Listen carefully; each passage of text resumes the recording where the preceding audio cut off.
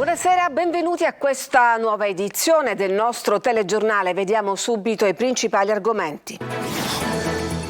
Far West a Palermo, maxi risse e sparatorie in pieno centro, coinvolti decine di giovani e c'è chi riprende la scena con il telefonino. A Natale mettiti a posto, denuncia la campagna di Addio Pizzo contro il racket che taglieggia i commercianti. Proprio nel periodo delle feste si riscuotono le rate più grosse. Devi stare a casa e pulire, ragazza di 19 anni segregata dal marito con la complicità delle sorelle. A Palma di Montechiaro una storia di abusi si è conclusa con la condanna dell'uomo. Ancora chiuso per restauri l'anfiteatro di Piazza Sesicoro a Catania. I lavori dovevano concludersi un anno fa, ma il sito archeologico è off limits. Calcio, il Parma riacciuffa il Palermo in piena zona Cesarini, al Tardini finisce con un amaro 3-3. Il Catania esce sconfitto nel derby col Messina e ripropone vecchi dubbi. Per i giallorossi una vittoria che dà ossigeno e nuove speranze di salvezza.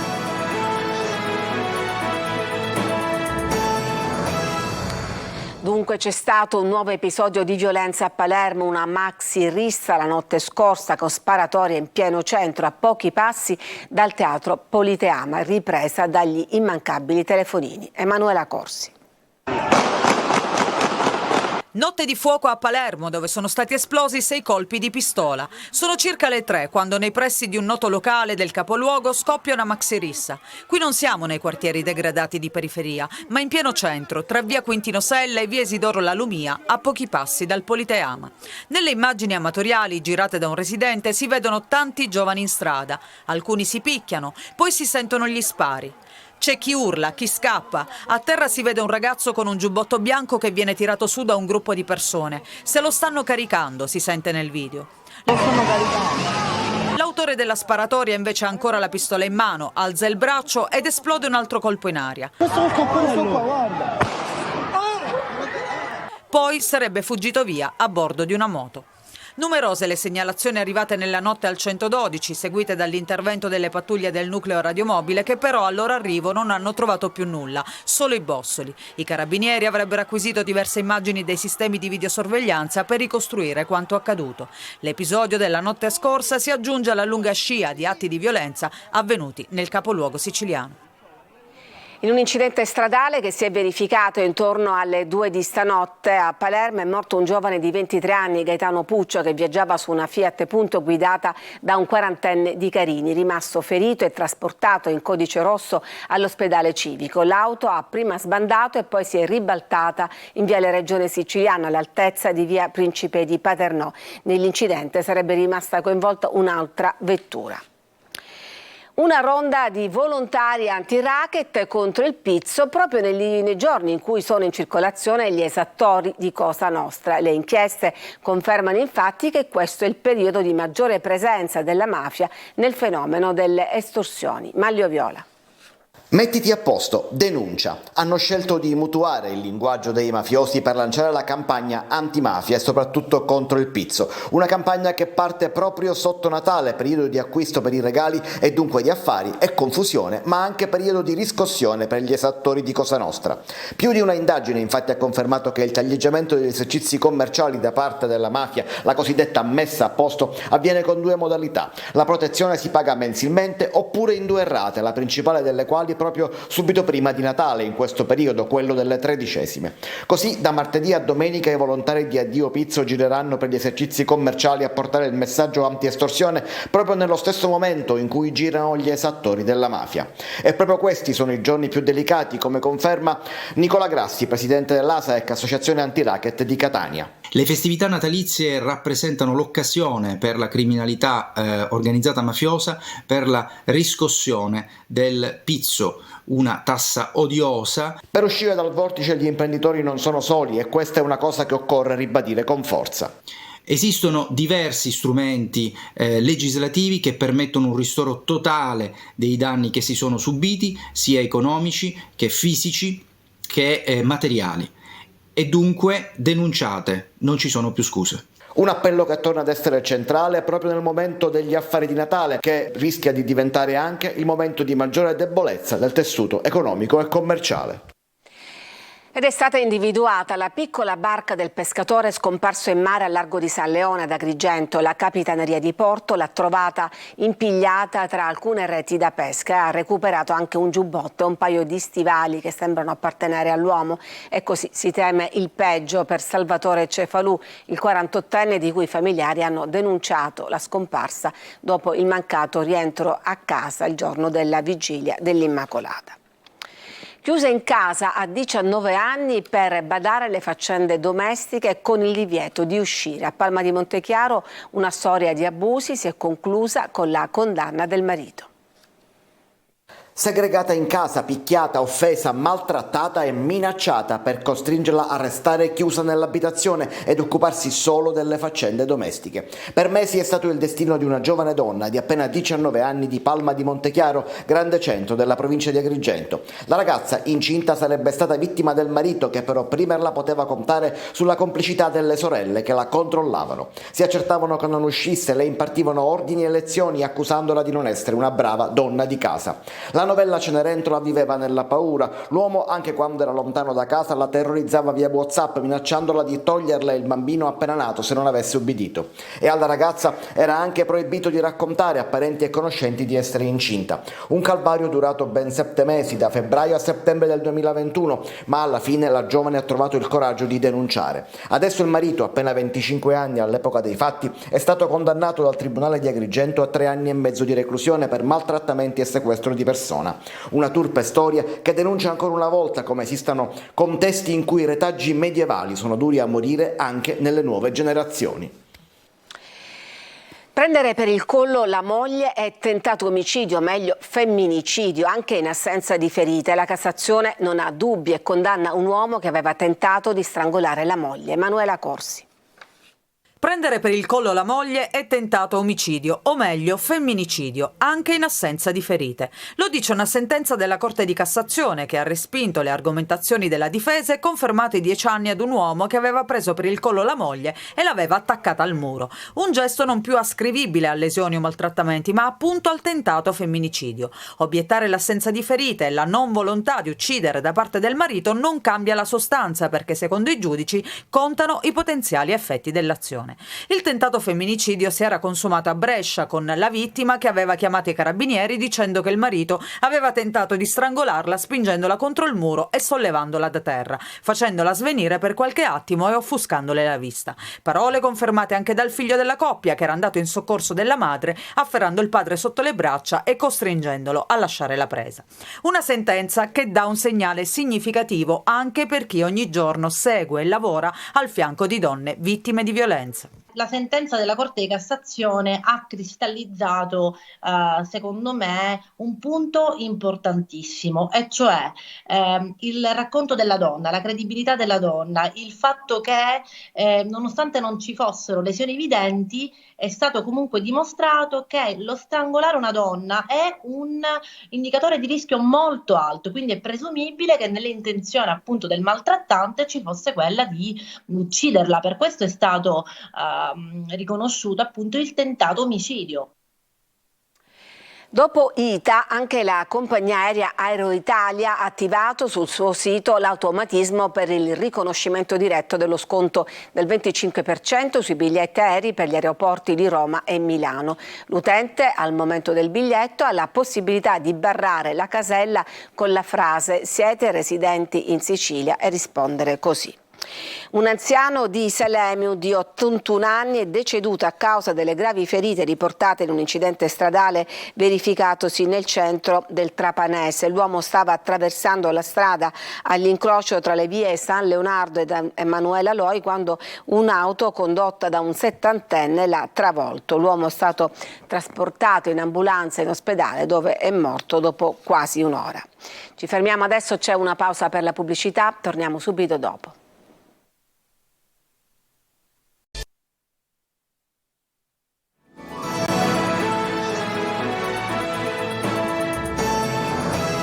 Eccoci in studio. Una macchinetta del caffè sarebbe esplosa in casa investendo al volto un uomo di 87 anni. È successo a Piazza Turba a Palermo. L'uomo, ferito al volto, è stato trasportato in codice rosso al centro Ustioni dell'ospedale civico. L'anfiteatro dimenticato, i lavori di restauro e messa in sicurezza del sito archeologico di Piazza Stesicoro a Catania si sarebbero dovuti concludere nel 2022, ma non c'è ancora nessuna notizia sull'apertura. Tonino De Mana.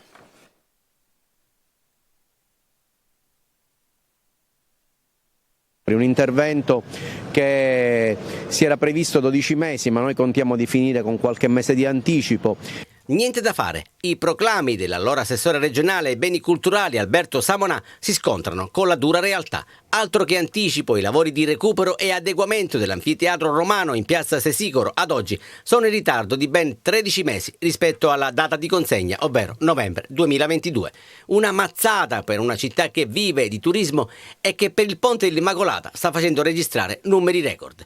Peccato però che uno dei monumenti più importanti che gli storici hanno ribattezzato il Colosseo Nero è visibile solo dall'alto e tra i pannelli che delimitano il perimetro del cantiere. Delusione per chi voleva immergersi nella storia. A Catania abbiamo diversi siti chiusi ed è un vero peccato, perché Catania è la città più bella della Sicilia per me. Io lo dico da polacca, però sono un operatore turistico e con il cuore faccio vedere Catania che purtroppo è parzialmente chiusa. Diciamo, è un bene della Sicilia e bisogna goderne tutti. Queste transenne effettivamente danno un senso di carcere, noi siamo gente libera. Da dove vieni? Bucarest, Romania. Abbiamo visto che stavi guardando l'anfiteatro. Peccato, è chiuso. In questo modo si ammazza il turismo, non le manda a dire il presidente di Abetnea, Franz Cannizzo. Purtroppo anche l'anfiteatro è vittima dei proclami. Ritengo che come operatori per noi sia fondamentale, ma anche per la città, se volesse seriamente investire nel turismo, rendere fruibili e fornire dei servizi concreti, anche perché noi siamo in competizione con altri paesi dove si è compreso perfettamente che tutto questo deve essere fatto presto, bene e subito. Una leggenda racconta che da queste parti svanì nel nulla un'intera scolaresca. Ora invece sono scomparsi gli operai dall'anfiteatro romano, la speranza è che nel frattempo non svaniscano anche i turisti. Un autista dell'AMAT è stato aggredito la scorsa notte a Palermo al capolinea di Piazza Indipendenza. Il dipendente dell'azienda del trasporto pubblico è stato colpito al volto prima con uno zaino e poi a pugni. Sono intervenuti i carabinieri e un'ambulanza. I sanitari del 118 hanno trasportato l'uomo al pronto soccorso dell'ospedale policlinico, dove l'autista è stato sottoposto ad esame e medicato prima di essere dimesso. La notizia della denuncia da parte della polizia di 11 genitori che a Catania non mandavano a scuola i propri figli ripropone l'allarme della dispersione scolastica, nonostante la nuova legge prevede responsabilità stringenti relative all'obbligo di istruzione. Marco Carli.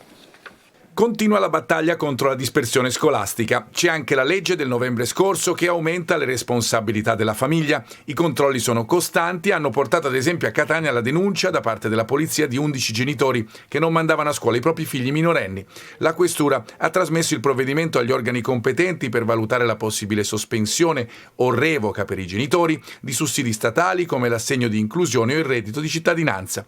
La procura locale per i minorenni è stata informata per valutare ulteriori provvedimenti. 2 persone sono state anche segnalate perché il loro figlio minorenne è stato sorpreso da solo in strada a bordo di una bicicletta elettrica. Insomma, la storia resta sempre la stessa: genitori che non vigilano, che sembrano distaccati dalla vita dei loro figli. La legge di conversione del decreto Caivano dello scorso 13 novembre, ricordiamolo ancora una volta, prevede sanzioni severe per il mancato adempimento dell'obbligo di istruzione che possono arrivare fino a 2 anni di reclusione. L'obiettivo è dare costantemente peso all'articolo 114 del testo unico sulla scuola, che prevede l'istruzione obbligatoria al fine del conseguimento di un titolo di studio di scuola secondaria o di una qualifica professionale. In questa missione sono coinvolti anche sindaci e dirigenti scolastici e più di tutti dovrebbero esserlo, sembra evidente, i genitori. Ci fermiamo ancora per una pausa e poi torniamo con la pagina sportiva.